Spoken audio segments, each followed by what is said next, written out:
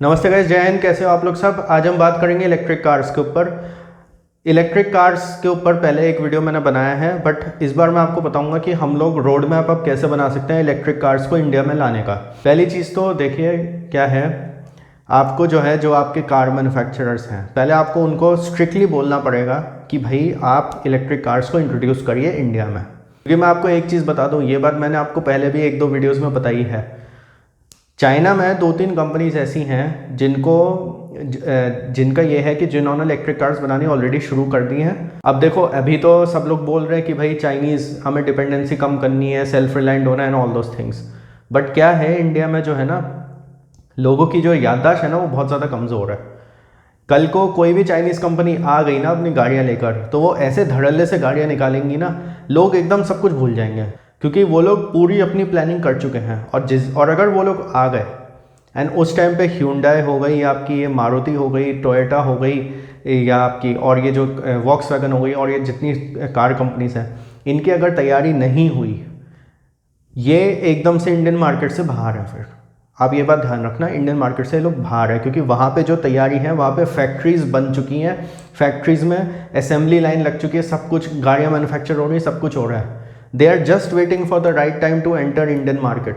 मैंने आपको एक चीज़ बताई थी पहले एक वीडियो में कि मेट्रो जो है वो चाइना से आ रही है, एंड जो मेट्रो की कोच यहाँ पे 10 करोड़ की बनती है, वो वहाँ पे भी 8-9 करोड़ की बन रही है, बट वो 4-4 करोड़ की यहाँ पे भेज रहे हैं। क्योंकि उनको पता है हमें इंडियन मार्केट में घुसना है, हम लॉस पे बेच देंगे, कोई ऐसी बात नहीं है। तो आपको नहीं लगता वो गाड़ी में ऐसा नहीं करेंगे? वो बिल्कुल करेंगे। एंड चाइना को सबसे बड़ी प्रॉब्लम अगर कोई है ना, सबसे बड़ा प्रॉब्लम नहीं, मैं कहूँगा सबसे बड़ा रिग्रेट अगर कुछ है, तो उनको इस बात का है कि कंबशन इंजन्स जो होते हैं गाड़ियों में लगाए जाते हैं, जो गैसोलीन व्हीकल्स जो होती है हमारी पेट्रोल डीजल वाली, उसमें चाइना कहीं नहीं है। उनको सबसे बड़ा रिग्रेट इस चीज़ का है। एंड चाइना को ये चीज़ पता है कि that this is a gold mine. अगर वो इस समय इलेक्ट्रिक कार्स में घुस गए तो वो टेस्ला की भी ऐसी तैसी कर देंगे। आप इंडिया को तो छोड़ो, इंडिया की कंपनीज छोड़ो, वो टेस्ला की भी ऐसी तैसी कर देंगे। टेस्ला की गाड़ियाँ वैसे भी चाइना में बिकनी स्टार्ट हो चुकी हैं कब की। दूसरी बात, इलेक्ट्रिक चार्जर्स। अब बात आती है कि कुछ लोग कहते हैं अरे बिजली कहाँ से आएगी, बिजली कहाँ से आएगी, जितना आप पेट्रोल डीजल में बचाओगे उतना तो बिजली प्रोड्यूस करने में कार्बन एमिशन हो जाएगा।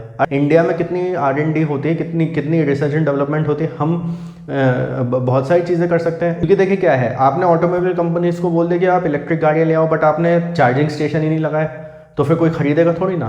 फिर तो सब कहेंगे भाई हम निकल तो जाएँ, बट भाई पेट्रोल पंप है, डीजल के पंप हैं, वो क्या कहते हैं CNG के पंप है, इलेक्ट्रिक गाड़ी का पंप कहाँ पर है? मैं गाड़ी लेके अभी नैनीताल निकल जाऊँ और मेरे को रास्ते में कोई मेरे को पता है इलेक्ट्रिक गाड़ी का कोई पंप नहीं है, कुछ नहीं है, इलेक्ट्रिक गाड़ी का कोई चार्जर नहीं पड़ेगा रास्ते में, तो मैं क्यों लेके जाऊँगा 300 किलोमीटर अपनी गाड़ी? मैं ये सोचूंगा ना कि अरे मैं पेट्रोल की गाड़ी लेके चलता हूँ, रास्ते में कुछ भी हुआ, पेट्रोल खत्म हुआ, कुछ भी हुआ, मैं रिफिल तो करवा सकता हूँ। तो ये आपको जो है कार कंपनीज के साथ बैठ के डिस्कस करना पड़ेगा। प्लस इलेक्ट्रिक ये सोलर पावर वाले जो होते हैं, इन सब से बैठ के आपको वो एक पूरा इकोसिस्टम आपको बनाना पड़ेगा कि भाई हमें इलेक्ट्रिक गाड़ियाँ लानी है, प्लस हमें इलेक्ट्रिक चार्जर्स लाने हैं। तीसरी बात होती है सॉफ्टवेयर इलेक्ट्रिक गाड़ियों का। देखिए क्या है, इलेक्ट्रिक गाड़ियाँ is like a mobile phone और अ स्मार्ट टीवी। मैं अभी सेल्फ ड्राइविंग कार्स की बात नहीं कर रहा हूँ, बट इलेक्ट्रिक गाड़ियाँ जो हैं अब इस तरीके की आएंगी कि उसमें भी सॉफ्टवेयर अपडेट होगा। मैं जानता हूँ ये कुछ लोग ये भी कहेंगे कि अरे नहीं, आपको कंबशन इंजन ही तो चेंज करना, आप इलेक्ट्रिक मोटर ही तो लगानी है ऑल दैट। बट बहुत सारी चीज़ें ऐसी भी होंगी उसमें जो सॉफ्टवेयर से चलेंगी। उसमें बहुत सारा ऐसा डेटा होता है, जैसे टेस्ला की गाड़ियों में ही होता है कि अगर मान लीजिए कोई गाड़ी लॉस एंजलिस में है, उसने कोई एक चीज़ महसूस करी कि भाई ये वाला जो कट है लॉस एंजलिस में, ये थोड़ा हमेशा इसमें ट्रैफिक जाम रहता है, तो उनका सॉफ्टवेयर ऐसा है कि वो पूरे US की सारी गाड़ियों में ये चीज़ के सॉफ्टवेयर में ये चीज़ अपडेट कर देता है कि भाई ऐसे LA में ये एक पर्टिकुलर वो है, जगह है जहाँ पे ट्रैफिक जाम बहुत होता है, तो ये गाड़ी अगर कभी LA की तरफ उस पर्टिकुलर रोड पे जाए तो सॉफ्टवेयर जो है वो आपको अपने आप ही जो है सजेशंस वगैरह देता है कि आप ये रास्ता ले लो, ये है वो है, इनबिल्ट GPS होता है, सब कुछ होता है, स्पीड का होता है एंड ऑल दोज थिंग्स, ये सारी चीज़ें होती हैं। तो आपको सॉफ्टवेयर पे भी ध्यान देना बहुत ज़रूरी है। आगे आने वाले टाइम पे ऐसी दुनिया हो जाएगी कि भाई आपकी गाड़ी ख़राब है, आपने उसको क्या कहते हैं कस्टमर केयर पे कॉल करा, आपने बताया क्या प्रॉब्लम है, वो रिमोटली आपकी गाड़ी ठीक कर देगा। बिकॉज आपकी गाड़ी जो है वो भी इंटरनेट से ही कनेक्टेड होगी। तो वो ऑटोमेटिकली आपकी गाड़ी ठीक कर देगा। मैं अभी भी आपको एक चीज़ बोलता हूँ, ये जो इंटरनेट से चलने वाली चीज़ें हैं ये सब हैं, ये सेल्फ ड्राइविंग कार्स का पार्ट है। बट देखिए, अगर आपको इलेक्ट्रिक गाड़ियाँ इंडिया में लेकर आनी हैं तो आपको सेल्फ ड्राइविंग कार्स के टेक्नोलॉजी पे भी ध्यान देना पड़ेगा। बिकॉज आप ऐसा नहीं कर सकते कि हम अभी इलेक्ट्रिक गाड़ियाँ ले आते हैं, सेल्फ ड्राइविंग कार्स के बारे में 30 साल बाद सोचेंगे। नहीं, ऐसा नहीं हो सकता। Both will go hand in hand. चौथा पॉइंट है डीजल एंड पेट्रोल की गाड़ी का एलिमिनेशन। देखिए, रोड मैप जब हम लोग बना रहे हैं इलेक्ट्रिक गाड़ियों का, जब हम लोग पूरी तरीके से इलेक्ट्रिक कार्स की तरफ मूव करना चाह रहे हैं, हम लोग पेट्रोल एंड डीजल गाड़ियों को बिल्कुल एलिमिनेट करना चाह रहे हैं, तो हमें एक ऐसा भी रोड मैप बनाना पड़ेगा कि भाई 2030 तक या 2035 तक हमें ज़ीरो करनी है पेट्रोल की एंड डीजल की गाड़ियाँ। हमें उन गाड़ियों को धीरे धीरे करके ऑफ रोड करना है, हमें उन्हें धीरे धीरे करके एलिमिनेट करना होगा। क्योंकि देखिए क्या है, जब ये प्रोसेस लंबा चलेगा, इस प्रोसेस को अगर हम आज भी अच्छी तरीके से करना स्टार्ट करें तो हमें कम से कम 10 साल तो एटलीस्ट चाहिए। 15 साल तो मैं बहुत वैसा मान के चल रहा हूँ कि भाई थोड़ा एक्स्ट्रा टाइम है एंड ऑल दैट, बट 10 साल तो अपने को बिल्कुल चाहिए आपको पूरी तरीके से इंडिया में पेट्रोल डीजल की सारी गाड़ियाँ हटाने में, सारे व्हीकल्स हटाने में। क्योंकि देखिए, केवल गाड़ियाँ नहीं है, गाड़ियों के अलावा बाइक्स भी हैं, प्लस ट्रक्स भी हैं, आपके बसेस भी हैं, सबको इलेक्ट्रिक करने में लगेगा टाइम। एंड शुरुआत हम लोग को गाड़ियों और बाइक से करनी पड़ेगी। उसके बाद फिर हम बसेस पे आएंगे, उसके बाद फिर हम ट्रक्स वगैरह पे आ सकते हैं। इनका जो एलिमिनेशन है उसको धीरे धीरे अब शुरू कर देना चाहिए। जैसे हमने एक 10 साल और 15 साल का रूल बनाया हुआ है डीजल एंड पेट्रोल की गाड़ियों के लिए, तो हमें जो है हमें अब ऐसा करना चाहिए कि भाई हम धीरे धीरे जो है ना इनका एलिमिनेशन शुरू कर रहे हैं। और इसका एलिमिनेशन कैसे शुरू हो सकता है मैं आपको बताता हूँ। हम लोग ये कर सकते हैं कि हम लोग पेट्रोल एंड डीजल की गाड़ियों पर रोड टैक्स बढ़ा दें, रोड टैक्स बढ़ा दें, प्लस उनके रजिस्ट्रेशन की कॉस्ट बढ़ा दें। अब बहुत सारे लोग ये कहेंगे कि यार ये हमेशा बढ़ता तो रहता है बट कुछ होता है नहीं। आई नो दैट ये चीज़ें बहुत बार होती रहती है बट कुछ होता है नहीं। तो आपको ये भी दिखाना पड़ेगा कि इलेक्ट्रिक गाड़ियाँ भी आ रही हैं।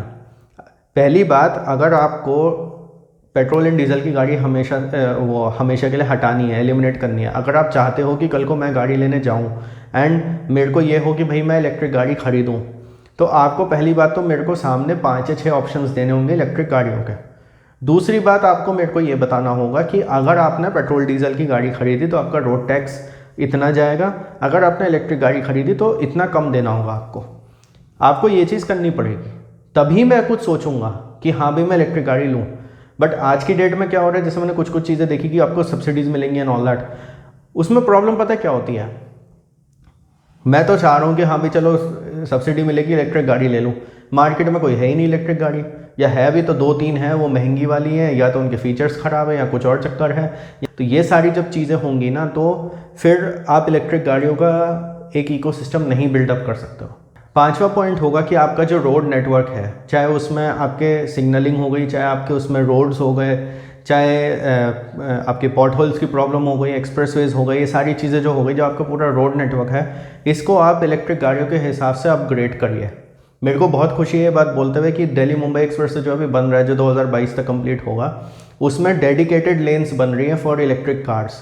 तो ये एक बहुत अच्छी चीज़ है। अगर आपको फ्यूचरिस्टिक सोच रखनी है, अगर आपको फ्यूचर में इलेक्ट्रिक कार्स पे मूव करना है, ईवी व्हीकल्स लाने हैं आपको, तो आपको ये सब चीज़ें करनी पड़ेंगी। आपको रोड सिस्टम्स होगा, आपको धीरे धीरे सारी रोड्स को ट्रांसफॉर्म करना होगा, एंड प्लस आपको लोगों को अवेयरनेस करनी पड़ेगी कि भाई इलेक्ट्रिक गाड़ियों के ये फ़ायदे हैं। चार्जेबल रोड्स का मतलब ये है कि अगर आप उसके ऊपर गाड़ी लेके चल रहे हो, वायरलेसली आपकी गाड़ी चार्ज हो जाएगी।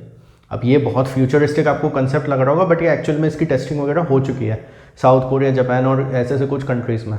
साउथ कोरिया में टेस्टिंग हुई थी, उसमें उन्होंने वायरलेसली एक बस को चार्ज कर दिया था।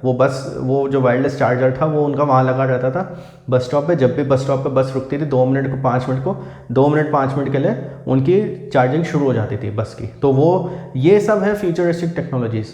तो इनके लिए जो है आपको अपना रोड सिस्टम भी ऐसा बनाना पड़ेगा कि फ्यूचरिस्टिक जो है टेक्नोलॉजीज़ होंगी, या कल को अगर हम 10-15 साल बाद सेल्फ ड्राइविंग कार्स भी लेकर आते हैं तो हमें इस हिसाब से बनाने पड़ेंगे रोड्स की electric cars plus self driving cars सबको वो केटर कर सके। तो गाइज़ ये 5 थे पॉइंट्स जिससे हम लोग इंडिया में जो है एक रोड मैप बना सकते हैं फॉर इलेक्ट्रिक व्हीकल्स।